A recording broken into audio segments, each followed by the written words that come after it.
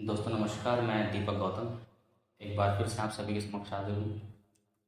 आज हम बात करेंगे कि एनवायरनमेंट की एनर्जी को हम किस प्रकार से क्लीन करें। जहाँ पर हम अपनी साधना करते हैं, अपना अभ्यास करते हैं, अपने रिचुअल्स करते हैं, या उससे अलग आपके घर की एनर्जी भी आप किस प्रकार से क्लीन करें। देखिए, अक्सर ऐसा होता है कि जब साधक या प्रैक्टिशनर अपनी प्रैक्टिस करने बैठता है तो काफ़ी मन में विचार आने लगते हैं, काफ़ी उलझन होने लगती है, या काफ़ी बार मन भी नहीं करता है कि मैं अपने अभ्यास को कर सकूं।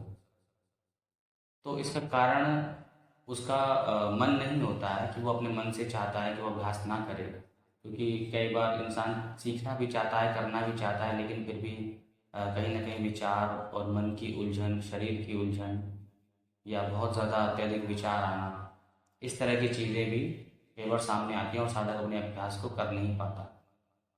तो इसका सबसे बड़ा कारण होता है आपके एनवायरनमेंट की एनर्जी का क्लीन या शुद्ध ना होना। एनवायरनमेंट में जितने भी लोग जो आपका रिचुअल स्पेस है, आपका मंदिर है, आपका एक पर्सनल रूम है, टेम्पल जैसे भी आपने बनाया हो, वहाँ जितने भी लोग एंटर करते हैं, सभी की आभा मंडल की एनर्जीज, उसके विचारों की एनर्जीज हमारे आसपास वातावरण में चलती रहती है, जिससे वातावरण नेगेटिव हो जाता है, क्योंकि हमारा ऑरा ऑलरेडी नेगेटिव है ही।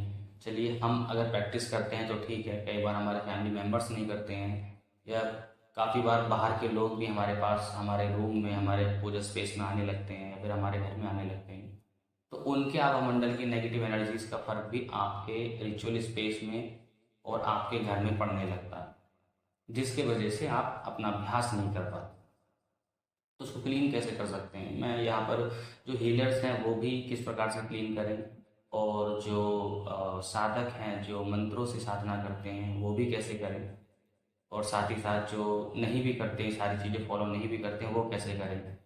क्योंकि अगर घर की एनर्जी या फिर आपके रिचुअल स्पेस की एनर्जी जितनी क्लीन रहती है, जितनी पवित्र रहती है, उतनी ही पवित्र शक्तियों का वास वहाँ पर होता है। तो इसमें सबसे जो उत्तम चीज़ होती है वो होती है धुनी देना। हमारे धर्म में प्राचीन काल से ये सब चलता आया है, लेकिन पिछले कुछ समय में बहुत ज़्यादा मॉडर्न होने की वजह से हमने इस तरह के रिचुअल्स को छोड़ दिया। हमें लगता है कि ये सारी चीज़ें पाखंड हैं और इनका कोई वैज्ञानिक सिद्धांत नहीं है, लेकिन ऐसा नहीं है। धुनी का प्रभाव आपकी एनवायरनमेंट की एनर्जी पर पड़ता है, और आप किस चीज़ से उस धुनी को दे रहे हैं। ठीक। तो काफ़ी लोग इसी वजह से नहीं करते हैं, काफ़ी लोग क्या, लगभग सभी आज के समय में धुनी जैसी चीज़ों का प्रयोग नहीं करते हैं। हम मंदिरों में जाकर हजार प्रकार के रिचुअल्स कर सकते हैं, वहाँ पर हवन अनुष्ठान कर सकते हैं, वहाँ पर धूप दीप लगा सकते हैं, सब कुछ कर सकते हैं, लेकिन अपने घर में कभी नहीं करेंगे। जबकि हम सबसे ज़्यादा अपने घर में रहते हैं, हम उसी ऊर्जा के संपर्क में सबसे ज़्यादा रहते हैं जो हमारे घर में होती है। तो एनर्जी क्लीनिंग ना होने की वजह से, हमारे होम की क्लीनिंग ना होने की वजह से, हमारे रिचुअल स्पेस की एनर्जी क्लीन ना होने की वजह से काफ़ी बार नेगेटिव एनर्जीज का वास आपके रिचुअल स्पेस तक में हो जाता है। और यहाँ तक कि आप अगर रिचुअल स्पेस में अगर आप किसी प्रकार की भगवान की मूर्तियाँ रखते हैं तो उसमें भी उनका वास हो जाता है। ये बहुत आम बात है। तो उसको करना कैसे है, आप कौन सी धुनी आपको देनी चाहिए, कौन सी नहीं देनी चाहिए। देखिए, धुनी देने का सबसे अच्छा जो मटेरियल होता है वो लोबान होता, सॉरी गूगल होता है, लोबान नहीं, गूगल होता है। और साथ में आप कपूर और तेज पत्ता के जो पत्ते होते हैं, तेजपात, जो आप स्क्रीन पर देख रहे हैं, काफ़ी लोग हमारे इंडिया में मसालों में यूज़ होते हैं, ये भी नेगेटिविटी को क्लीन करने में बहुत साथ देते हैं। तो आपने इसको करना कैसे है, यदि आप हीलर हैं तो आप तेजपात के पत्ते लीजिए, आप गूगल लीजिए, गूगल की धूप के फॉर्म में भी आती है जिसमें हाथ से हम उसको बना सकते हैं, और वो लिक्विड फॉर्म में भी आती है, थोड़ा सा थिक फॉर्म में भी आती है। तो आप उसका भी प्रयोग कर सकते हैं, जो भी आपको लगे आपके पास अवेलेबल हो तो आप कर सकते हैं। और साथ में आपको कपूर, थोड़ा सा कपूर ले लेना है, और थोड़े से तेज पत्ता के पत्ते। और यदि आप हीलर हैं तो आप सबसे पहले उन चीज़ को क्लीन कीजिए और उनको हील कीजिए, अपने इंटेंशन को फीड कीजिए। आप चौकोरे से कर सकते हैं कि चौकोरे की एनर्जी इन सभी वस्तुओं में समाहित हो रही है, और जब ये धुनी जलेगी तो इससे निकलने वाली एनर्जी से हमारे घर की सारी क्लीनिंग होगी और सारी नकारात्मक शक्तियों बाहर चली जाएंगी, रिमूव हो जाएंगी और हमारा एनवायरनमेंट बहुत शुद्ध पवित्र हो जाएगा। तो आप इस इंटेंशन के साथ, इस उद्देश्य के साथ उसको हील कीजिए 5 मिनट, या आप काफ़ी सारा एक साथ भी सामान यूज़ कर सकते हैं, हील कर सकते हैं, ताकि आप थोड़ा थोड़ा प्रतिदिन यूज़ कर सकें। और यदि कोई व्यक्ति मंत्र साधनाएं करता या किसी देवी देवता का साधक है, जैसे हनुमान जी के साधक हो सकते हैं, भैरव जी के हो सकते हैं, माँ काली के हो सकते हैं, राम जी के हो सकते हैं, उसमें फिर बहुत सारे ऑप्शंस होते हैं लोगों के पास। तो यदि वो उनके मंत्र चैंटिंग करता है तो वो उनके मंत्रों को आधार बना करके भी उस सामान को, उस वस्तु को अभिमंत्रित कर सकता है, उसके बाद ध्वनि दे सकता है। और यदि कोई व्यक्ति ना मंत्र करता है, ना हीलिंग करता है, ना मेडिटेशन करता है, सिर्फ नॉर्मली पूजा पाठ करता है, तो वो सिर्फ मन में अपने इष्ट देवी देवताओं का आवाहन कर, उनको उनकी एनर्जीज का आवाहन कर उसको अभिमंत्रित कर सकता है, सिर्फ प्रार्थनाओं से। अब वो कितनी होगी वो बात अलग है, लेकिन वो इस प्रोसेस को कर सकता है। देखिए, इन वस्तु में नेचुरली ही वो तत्व होते हैं कि आपके एनवायरनमेंट की एनर्जी को क्लीन कर दें, लेकिन हमारी हीलिंग, हमारा जाप, हमारी श्रद्धा या फिर हमारी प्रार्थनाओं से उसकी शक्तियाँ और बढ़ जाती हैं, और बढ़ जाती है, जिससे आपके लिए ज़्यादा फायदेमंद होता है। तो आपने गूगल को जला लेना है, ठीक है। अब गूगल, जैसे मैंने कहा कि अगर वो धूप के फॉर्म में है तो आप उसको हाथों से मढ़ कर भी जला सकते हैं, एक गोला बना कर भी जला सकते हैं। और यदि वो एक दूसरे फॉर्म में भी आती है, उसमें हम आग के अंगारे पे उसको रखते हैं, उसके बाद उस पर कपूर रखिए थोड़ा सा, फिर तेजपात के पत्ते को हाथों से या फिर हाथों से थोड़ा छोटा छोटा टुकड़े कर लीजिए और उसको डाल दीजिए, और फिर उससे निकलने वाली धुनी को आप घर में देना शुरू कीजिए। आप घर के हर कोने में दीजिए और मुख्य रूप से अपने रिचुअल स्पेस में दीजिए। और जितना पवित्र आपका उद्देश्य रहेगा, आपके मन की इंटेंशंस रहेंगी, उतना ही वो अच्छे से काम करेगी। जैसे जब आप धुनी दे रहे हैं तो इस इंटेंशन के साथ दीजिए, अगर हीलर्स हैं कि मेरी रेकी एनर्जी से ये सारा घर क्लीन हो रहा है, इस धुनी में मेरी रेकी एनर्जी का समावेश हो चुका है और इसकी एनर्जी से मेरा घर क्लीन हो रहा है, पवित्र हो रहा है।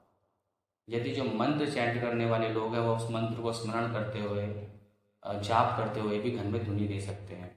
और जो लोग ये कुछ नहीं करते हैं उनके लिए मैंने बताया ही है कि वो लोग प्रार्थना करके अपने इष्ट देवी देवताओं से उसके बाद घर में धुनी दे सकते हैं।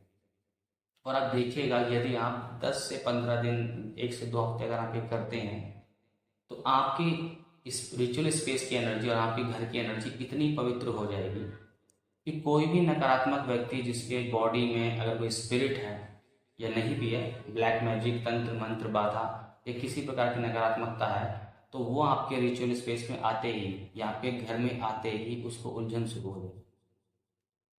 जी हाँ, उसको उलझन शुरू हो जाएगी, वो आपके घर में टिक नहीं पाए। लेकिन अभी क्या होता है कि हम ये प्रोसेस को फॉलो नहीं करते हैं, तो काफ़ी लोग जिनके ऊपर ब्लैक मैजिक हो सकते हैं, तंत्र मंत्र बाधाएं हो सकती हैं, स्पिरिट्स हो सकती हैं, या वैचारिक रूप से भी काफ़ी लोग बहुत नेगेटिव होते हैं, वो भी हमारे घर में आते हैं, जाते हैं। हालांकि हम रोक नहीं सकते हैं अपने सामाजिक विवाद की वजह से, लेकिन हमको सुरक्षा रखनी ही पड़ती है, क्योंकि अगर हमने सुरक्षा नहीं रखी तो ये नेगेटिव एनर्जी हमारे परिवार के लोगों पर भी असर डालने लगती है। और यदि धुनी को कंटिन्यू किया जाए तो घर में रहने वाले हर व्यक्ति जो उस धुएं के, उस फॉग के संपर्क में आते हैं, उनका भी ऑरा क्लीन होने लगता है। तो आप हफ्ते 2 हफ्ते इसको अगर करते हैं, स्टार्टिंग में लगातार आपको हफ्ते से 2 हफ्ते आपको उसको स्टार्टिंग में लगातार करना है, उसके बाद आप हफ्ते में 2 दिन 3 दिन इस रूटीन को बना सकते हैं करने के लिए। और यदि आप डेली ही देना चाहते हैं तो फिर आपके लिए बहुत बहुत ज़्यादा बढ़िया होगा, क्योंकि कोई भी पवित्र शक्ति, कोई भी एनर्जी, चाहे वो देवी देवता हो, चाहे वो एंजल आर्कएंजल्स हों, या स्वयं ब्रह्मांड की शक्ति क्यों ना हो, वो वहीं आती है जहाँ उसके लिए स्पेस कंपेटेबल होता है, ठीक है, वहाँ की एनर्जी उसके लिए कंपेटेबल होती है। यदि आप भी किसी व्यक्ति के घर जाते हैं और आपको वहाँ साफ सफाई ना मिले, क्योंकि हमारे रहने का आधार हमारे वातावरण में दिखने वाली साफ सफाई है, हम एनर्जीज को नहीं पहचानते हैं, वो एनर्जीज साफ है कि नहीं है हमें उससे मतलब नहीं पड़ता है, हम सिर्फ भौतिक दृष्टि से जो देख सकते हैं उसी को साफ सफाई मानते हैं।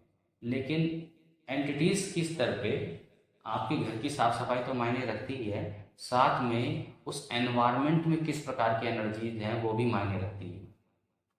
और यदि आप इस प्रयोग को करते हैं तो कुछ ही दिनों में आप ये फील करेंगे कि जो भी पूजा पाठ या हीलिंग आप करते हैं उसका प्रभाव आप पर बहुत ज़्यादा पड़ने लगेगा। और अगर आप साधक हैं तो आपके इष्ट देवी देवताओं आपके आसपास बैठे हैं, उनकी प्रेजेंस आपको फील होने लगेगी कि वो आपके स्पेस में हैं, वो आपके पास बैठे हैं, आपको उनकी प्रेजेंस फील होने ही लगेगी। क्योंकि धुनी देकर हम एनवायरनमेंट के एनर्जीज को अपने इष्ट देवी देवताओं के लिए, अपने आर्कएंजल्स एंजल्स के लिए, या फिर जो भी जिस किसी भी रूप में आप किसी देवी देवताओं को मानते हैं तो उनकी प्रेजेंस फील होने लगती है। क्योंकि वो वही वास करते हैं जहाँ की एनर्जी उनके लिए कंपैटिबल होती है। तो इस प्रोसेस से आप देखेंगे कि आपका खुद का ऑरा भी काफ़ी हील हो जाएगा, क्लीन हो जाएगा, और आपके परिवार के लोगों का भी क्लीन हो जाएगा।